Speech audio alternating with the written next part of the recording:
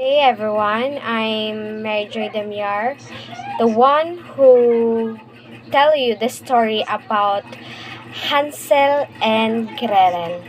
Once upon a time, a brother and sister named Hansel and Gretel lived in a hut in the woods with their father. Their father was poor woodcutter. His wife, their mother, had died when the two children were very young. Their father thought he would not be lonely anymore when he finally remarried. But the new stepmother life very hard for Hansel and Gretel.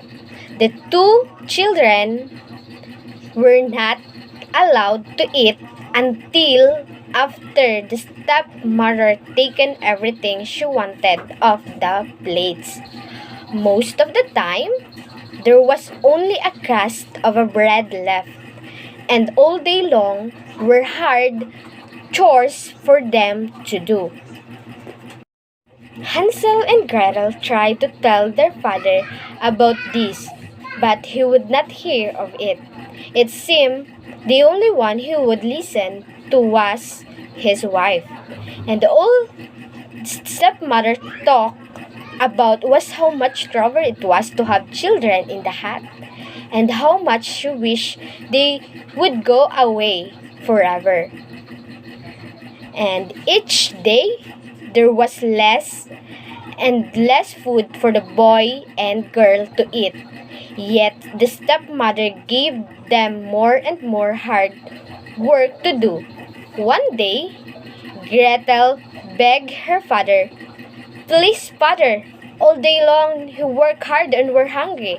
But the stepmother slapped her face. "You ungrateful brats," she yelled. "You will eat us out of house and home?" That night, the two children were not allowed to sleep in a hut. Outside in the cold, they shivered and tried to keep each other warm. Winter was coming, and the clothes they wore were so thin I felt almost as if they had no clothes on at all. They shivered and tried to keep each other warm. The next morning, when the sun rose, Gretel turned to her little brother Hansel. She said, "We cannot stay here. We must skip now, today, into the woods. Surely we'll find more to eat when we are on our own than what we get at home." "Do you think?" said Hansel. "But what if we get lost?" "We won't," said Gretel. "I will take bread. We will drop breadcrumbs behind us. If we have to, we can follow the crumbs back home." So, the two of them went off into the woods and left their hand life behind. They went deeper and deeper into woods. There was careful to drop one crumb and then after a bit another. Alas, they look and look for any sign of something to eat. An apple, tree, pear tree, some nuts on the ground, or even dried up berries. There was nothing to eat. They got hungrier and hungrier. At last, poor Hansel and Gretel knew they must return to their hut or they would surely starve. They would just need to find the breadcrumbs, and that would lead them home. Yet, when they looked for breadcrumbs, there were there were none to be found. The breadcrumbs were gone. Bird washed up into the air and its beak was larger crumb. Hansel and Gretel were stuck with a grief. The birds must have taken their breadcrumbs. A wolf howled in the distance. The sun was setting. Hansel and Gretel lost and hungry. Now they were scared too. Gretel spurred Hansel fear. What will we do? She did not know what to say. All she could do was hug her little brother. Each minute it was getting darker and darker. Again, a wolf howled in the distance. All of a sudden, Gretel saw a small light shining far away. Could it be someone's hat deep into the woods? We must find out, cried Gretel. Maybe whoever lives there is kind will take us in. The two children speed as fast as they go to the light. They got closer. They could not believe their eyes. If you can imagine, from top to bottom, the hat was made all of candy. From its gingerbread roof, with frosting all over the walls, and with candy stuck into the frosting. What a sight to see! Well, Hansel cried. Before Gretel could say, I bet it would be okay if we have just a little taste. Both of them were already beating up small chunks and licking the sweet candy. A sharp voice, who is snubbling on my house? Hansel and Gretel spun around. The old witch. As stunned Gretel could only crusty. If you please, Mom, she said as sweetly as she could. There was so much candy on your house, and we're so hungry. The right, my house, snapped the witch. Her voice dropped. Well then, said the witch, in a gentler tone. Come inside. I'll get something for you to eat. Hansel and Gretel looked at each other in delight. They skipped into witch hut, a fine meal of and bread. As they licked the last crust of bread and looked around the hut, what the brother and sister saw made their hearts turn cold. Piles and piles of bones in the corners. Yet the two children were very tired, so they slept.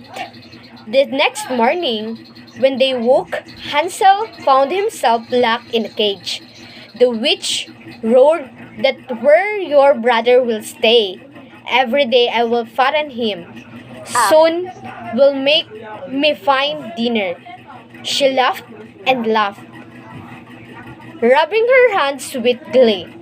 Till then, she said sharply to Gretel, you will work for me. Indeed, Hansel was fed and Gretel worked hard all doing chores for the witch. Each morning, the witch said to the boy, show me your finger. I will feel how palm are you getting. For old not see well. Hansel held out his finger as was told.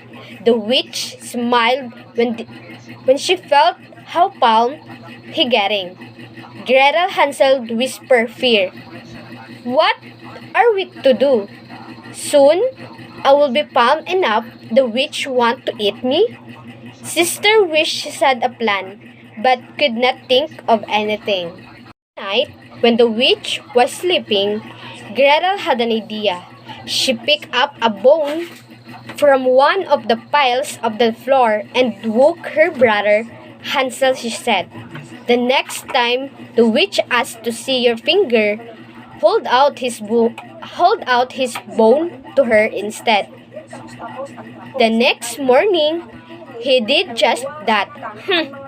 Said the witch, touching the bone and thinking it was the boy's finger. This is going to take longer than I thought. At least I have more time, Gretel thought. But still she could not think of any way they could get out of there. Each morning, when the witch said, show me your finger, Hansel held out the thin bone. One day the witch yelled, I will not wait another day. The boy will be my dinner tonight. No matter how skinny he is, the witch ordered Gretel to start the fire in the oven at once. She must get it very hot.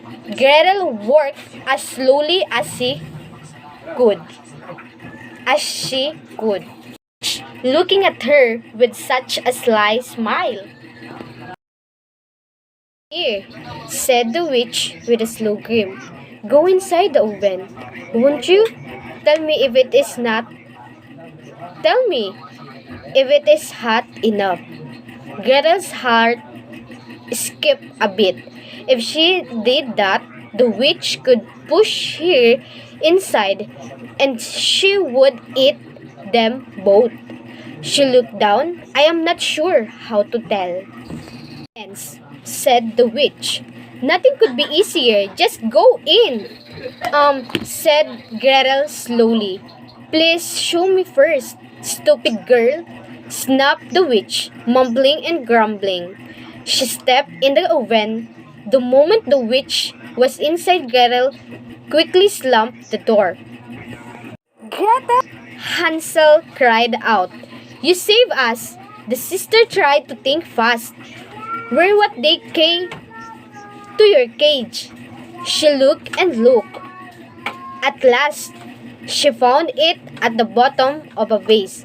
She freed her brother from the cage right away. Then she went back to that vase for what she felt under the key. Why, the vase had precious jewels inside. Their pockets filled with jewels, they ran outside as fast as they go. In the daylight, they soon found a small path and followed it. It led a wider path. That path led to road.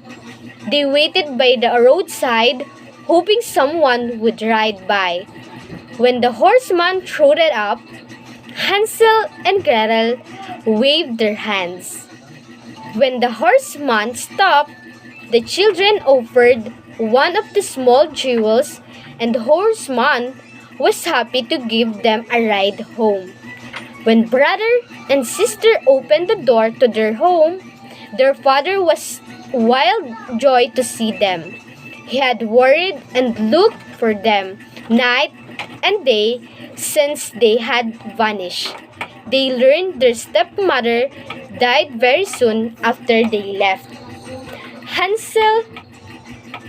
For many years to come, Hansel and Gretel live a very happily with their father in the hut in the woods.